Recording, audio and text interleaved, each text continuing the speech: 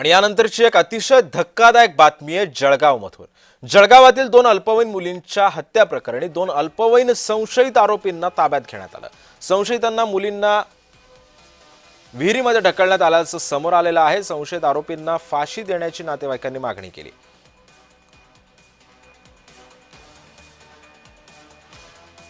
या दोघही मुली ट्यूशनसाठी गेल्यानंतर या मुलाने त्यांना गावाच्या शेजारीलच असलेल्या विहिरीमध्ये त्यांना ढकलून दिलं आणि तो MIDC मध्ये त्याच्या कामावर निघून गेला।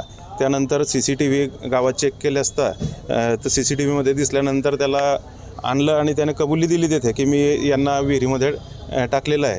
तर अशा नराधामांना फास्ट ट्रॅक कोर्टामध्ये केस चालवून फाशीची शिक्षा लवकरात लवकर मिळावी, अन्यथा आमचं पूर्ण गाव आंदोलनाच्या पवित्र्यात आहेच।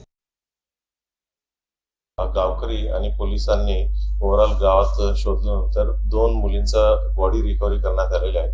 मग त्या तपासादरम्यान आम्हाला ही आढळून आलं की हे दोन्ही मुलींना एका मुलांनी ढकलून दिलेलं आहे आणि अजून एक मुलांनी इनडायरेक्टली ही सर्व काम होण्यासाठी मदत केलेली आहे। ही 2 मुलांना आम्ही ताब्यात घेतलेलं आहे।